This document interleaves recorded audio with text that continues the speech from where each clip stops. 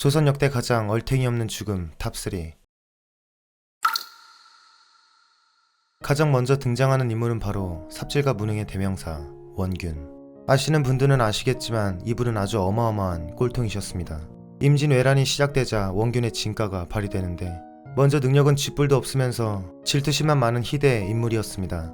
그리고 그가 가장 질투했던 인물이 바로 왜군들이 보이면 족족 두드려 패는 무패의 신하 이순신 장군이었죠. 원균은 술을 마실 때마다 이순신은 겁쟁이라며 뒷담을 오지게 까댔습니다. 오죽했으면 이순신의 난중일기에 원균을 원흉이라고 표현하고 있죠. 근데 어이없는 건 원균의 모함이 통했다는 건데, 당시 임금 선조 또한 질투의 화신이었습니다.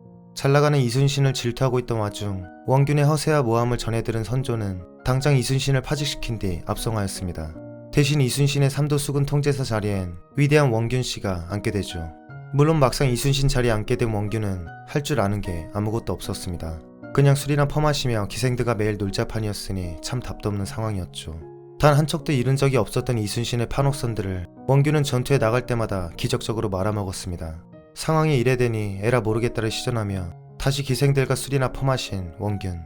이순신 파직시킬 땐 본인이 일본군 다 때려잡을 것처럼 말하더니 쥐뿔 아무것도 못하는 원균이 참으로 답답할 노릇이었습니다. 이에 도저히 참다 못한 장군 권율이 등장합니다. 이런 암적인 존재에 대한 분노를 참을 수 없었던 권율은 결국 부하들이 다 보는 앞에서 원균을 불러다 곤장을 후려치게 됩니다. 매우 쪽팔린 상황이 아닐 수 없죠. 엉덩이가 터질 듯이 아팠던 원균은 예상치 못한 행동을 하였습니다. 느작없이 그날 밤 160척의 함대를 이끌고 총 돌격을 실시한 것입니다. 누가 하라고 시킨 것도 아니고 지 멋대로 저지른 행동이었죠. 그렇게 시작된 조선사 역대 최악의 패전인 칠청량 해전. 역시나 중간중간 기본적인 정찰도 안 한 탓에 부하들과 판옥선들을 말아먹게 되고, 결국 도망 끝에 칠청량에 도착한 원균.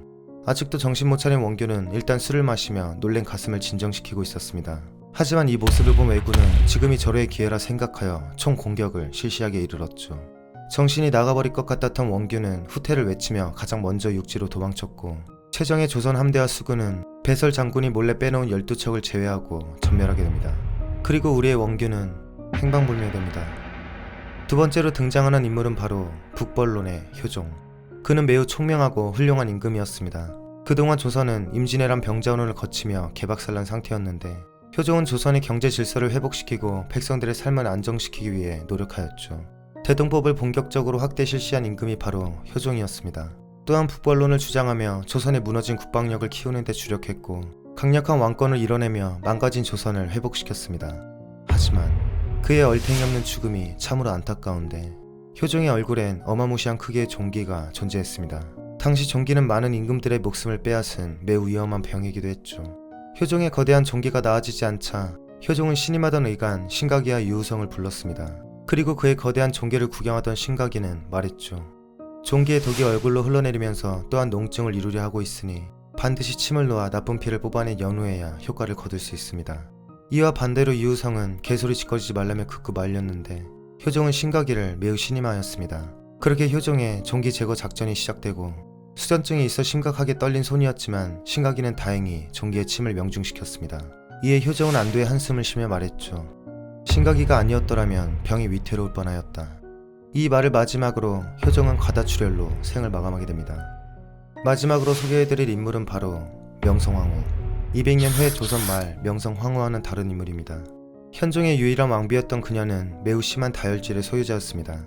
그의 아들 숙종 또한 어머니의 피를 물려받아 아내들을 정치적으로 이용하는 다혈질의 끝판왕으로 활약하였죠. 남편 현종이 죽고 아들 숙종이 왕위에 오른 시기에 명성황후는 그 유명한 장희빈을 내쫓은 인물로도 기억됩니다.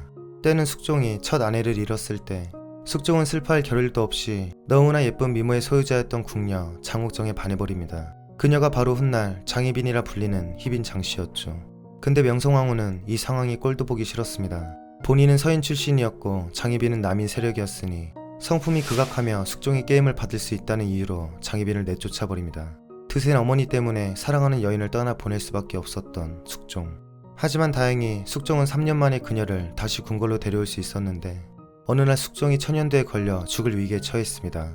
당시 천연두는 매우 위험한 병이었죠. 아들을 끔찍이도 사랑했던 명성황후는 제발 아들의 목숨을 살릴 수 있다면 뭐든 다 할 각오를 하였습니다. 그래서 무당을 찾아가 구술하였는데, 이때 무당이 말합니다.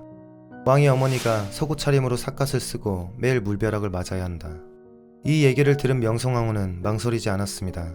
혹독한 겨울임에도 불구하고 아들의 케어를 위해서 매일같이 속옷 차림으로 물벼락을 맞았죠. 그러다 독감 걸려 사망하게 됩니다.